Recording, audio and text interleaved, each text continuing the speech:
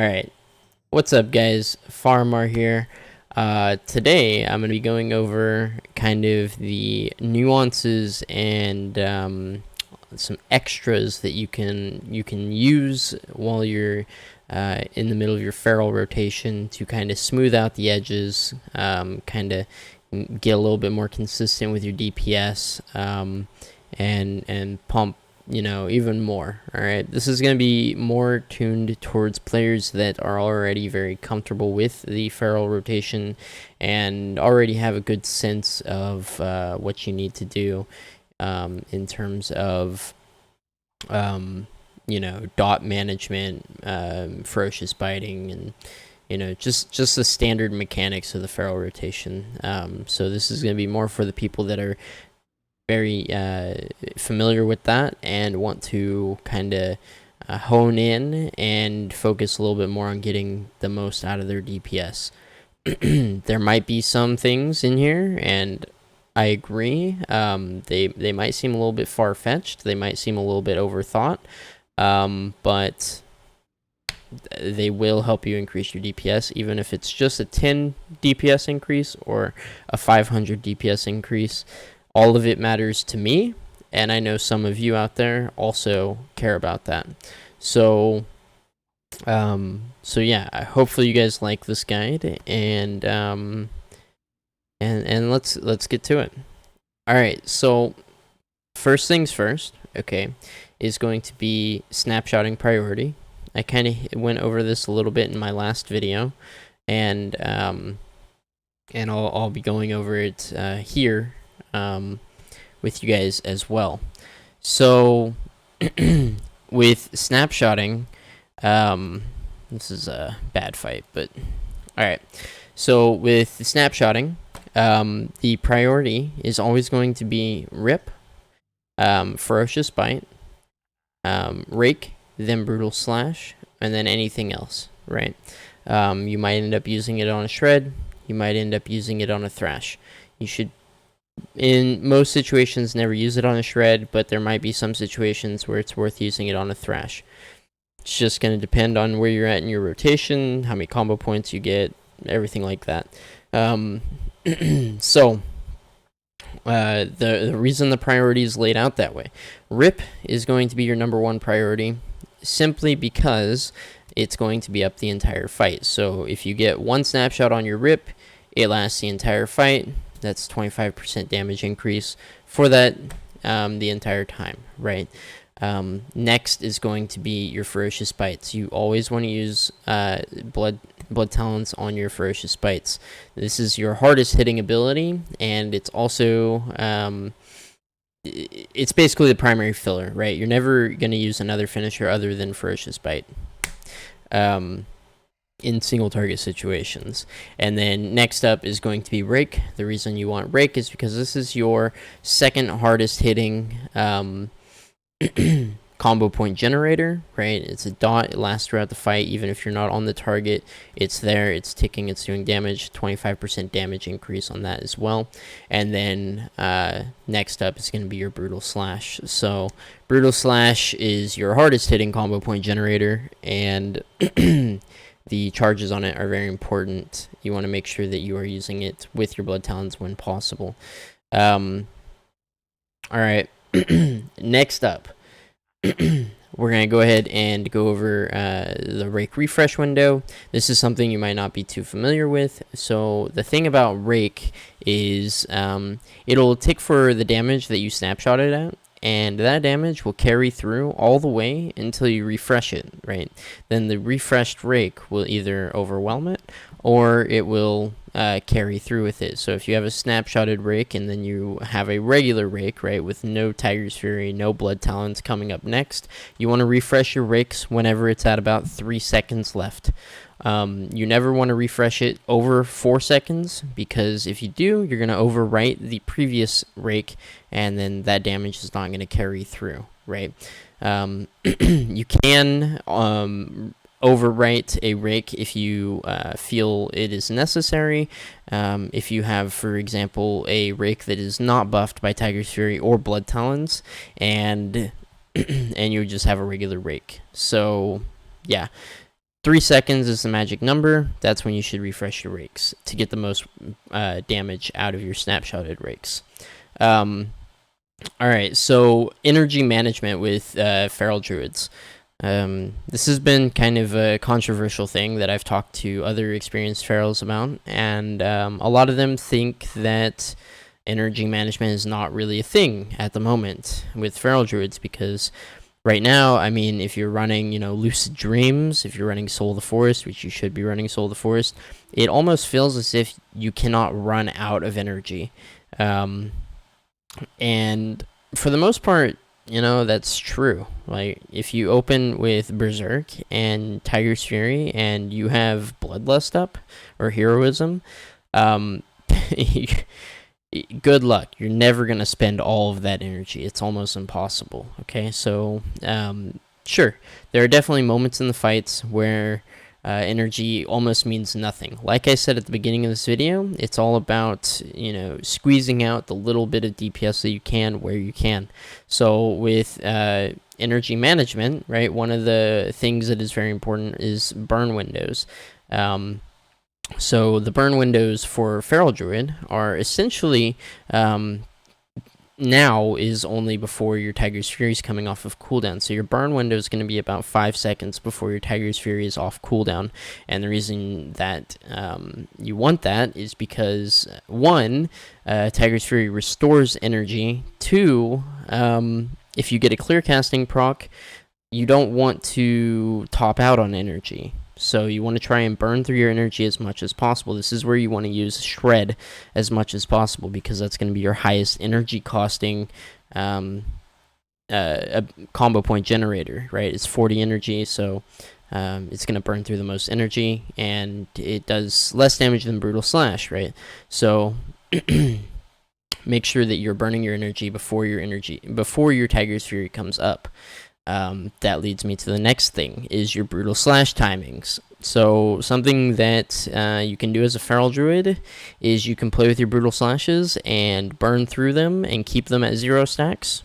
Or you can keep them at 1 stack in order to have one up for your snapshotting, like I went over earlier.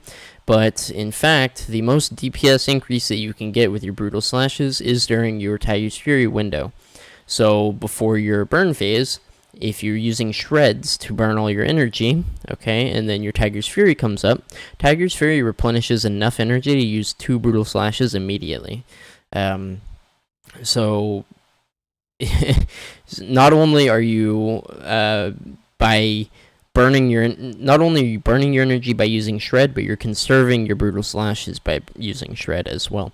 So it kind of lends itself to that. And then when Tiger's Fury is up, you want to use Brutal Slash as much as possible, right?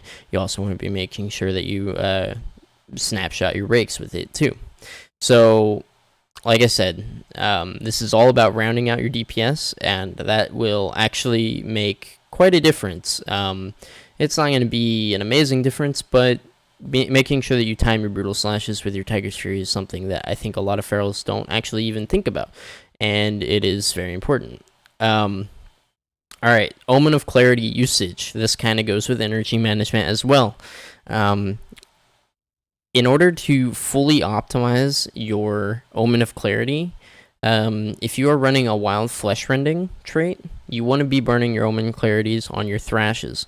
If you do not run Wild Flesh Rending, then you want to be using your Omen of Clarities on Shreds. Now, there is an exception to that, and the exception is, what if an Omen Clarity comes up, right when you're pressing Brutal Slash? Oh well, that happens. What if you just refreshed your Thrash? Then use it on a Shred. Don't use it on your Thrash, obviously. And that's essentially it with Omen of Clarities now. It used to be a little bit more tricky when you need to leverage them to time a Ferocious Bite, back when you had to think about your Rip refreshing and your Savage Roar refreshing, and yeah, it was a little bit trickier back in the day, but that's essentially it. In order to use your Omen of Clarities optimally, you want to use them with Shred and Thrash. Ferocious Bite. So something that a lot of Feral Druids mess up with their Ferocious Bites is their pulling of their energy with it. I wouldn't say this is an advanced feral mechanic. It's a pretty simple one, but it does make a huge difference. So when you're using Ferocious Bite, if it costs 25 energy, right, and that's going to do the base 100% damage. It will do 100% additional damage, so it's a 200% damage Ferocious Bite if you pull it up to 50 energy.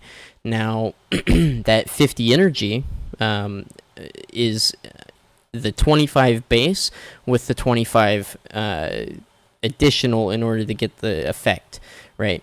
When you have Berserk up, your abilities cost 40% less energy. So if you have Berserk up, you can actually you can save your energy up to 40 and use it, and it will also do a full 100% additional damage Ferocious Bite. Like I said, not a huge thing, but it is something to think about. Next would be your pooling windows. So I talked about the burn windows, right? Next would be your pooling windows, okay? So your pooling windows are going to be whenever you are waiting on your Berserk to come up. So it's going to be about 4 to 5 seconds before your Berserk comes up. You want to start pooling your energy. You need to make sure that you set this up correctly. So in order to set this up correctly, you need to make sure your Thrash is up. You need to make sure that your Rake's up. And you need to make sure that you have your rip refreshed, right, with your Ferocious Bite. So once all of that is lined up, right, 4 to 5 seconds before Berserk comes off cooldown, pool your energy as much as you can, because when you pop Berserk, you want to get as many globals off as possible. If you bottom out on energy, and there's any globals that you miss during your Berserk, that is a DPS loss. So that's also something to think about. Another thing to think about when pooling energy is with your Thrash during your if you're running Wild Flesh Rending.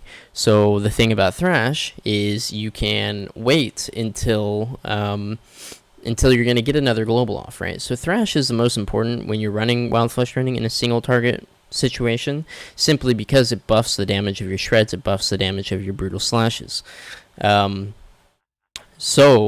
The key there is when you are timing your Thrash, right? If you have 4 combo points, your Thrash is about to come off of about to fall off the target, then you actually want to try and get another shred or another brutal slash in there, right? Because the very next global that you're going to use after that is going to be a Ferocious Bite, right? It's going to be your finisher. So Thrash is not going to be buffing the damage of your Ferocious Bites, right? It's going to be buffing the damage of Brutal Slash and Shred. Therefore, when you are at 4 combo points, squeeze in an extra Brutal Slash, right? Before your Thrash falls off. The Thrash dot damage is nothing worth worrying about compared to the damage that it buffs on your Brutal Slash and your Shreds. And then, once you do use that Ferocious Bite and you're back at 0 combo points, your Thrash is no longer on the target, pull your energy for a little bit. Wait to about 60 or 70 energy, see if you get an Omen of Clarity. Then, if you get an Omen of Clarity, right, you use Thrash, and you can burn through 2 Shreds, or you can burn through a Shred and a Brutal Slash, and you're immediately getting the value out of that Thrash, right? And then you're back up to the max combo points, you burn your Ferocious Bite. So, it's just a little bit, it's just a little tweak that you can do to kind of increase the usage of your energy. And then another thing to think about is if you are a Feral Druid and one of your traits is Gushing Lacerations. Gushing Lacerations gives you a very small chance to proc an extra combo point on your target, right? It's kind of like the legendary from Legion that gave your bleeds a chance on their crit to proc an extra combo point. Except this one's not as good. But, so something to think about there is when you're at 5 combo points with Gushing Lacerations, there's a chance that you're going to waste a combo point. This is almost the same sort of, what am I trying to say? Almost the same sort of DPS loss as topping out on energy, right? You want to make sure you're using your resources as optimally as possible. So with Gushing Lacerations, it's actually beneficial when you're at 4 combo points to sit there for a moment, right? If you don't have to refresh your Rake, if you don't have to worry about your Thrash falling off, right? It's actually going to be a DPS increase on average, or that percentage chance, right? Which is very small for that combo point to come through, and then you'd be able to Ferocious Bite without burning any of your energy and wasting a combo point. So that's also something to think about. With Gushing Lacerations, you usually want to just sit at 4 combo points before using your next generator. Anyways, these are the general tips and kind of ways that you can tweak your rotation a little bit to round it out a little bit more. Sure, you can downplay all of this and say, it's just nitpicky, you don't really need to worry about that. But if you take into account everything that I just went over and you start implementing that into your rotation, right? Even if you start with just one of the things that I mentioned, you're going to see a pretty, gradual increase. If you implement every single thing that I went over in this video, it's going to be a noticeable increase, right? Your rotation, 1, is going to feel smoother for you. 2, you're going to see the reflection on the numbers. And 3, you're going to be a little bit more consistent with your numbers. One of the things about Feral Druid right now is simply that crit is our best stat. Crit and mastery are our best stats. So because of that, we're very RNG kind of, parsing class, right? If you get a good string of crits, your parse is going to be very good, right? If you get a bad string of no crits, right, your parse is probably going to fall down. But the way that you can kind of keep this all consistent is if you implement these strategies that I went over here in this guide and practice with it. I would say right now, with the state that Feral Rotation is in, with the simplicity that it is currently at, with the passive Soul of the Forest and Sabertooth, right now is the perfect time to practice these sort of intricacies that more experienced Ferals are currently leveraging. And I would say maybe some of the more experienced Ferals don't care about everything that I mentioned in this video, but I would say that probably 50% of them, 50% of the tips that I went over in this video are used by more experienced Ferals. Some of them might not even realize that they're doing it because they've been doing it for so long. So anyways, I tried to kind of isolate all that and put it down on a piece of paper so that I could discuss it with you guys. Hopefully you agree with some of the stuff that I said. If there's anything that you do disagree with, feel free to mention it. Like I said, it's all about max minning, and if you care to advance yourself in the Feral rotation, baby steps. Try taking on some of these tips that I've given you here. Anyways, I hope you guys like the guide, and give me some feedback in the comments below. And I'll see you guys this weekend with some arenas, alright? Have a good one, guys.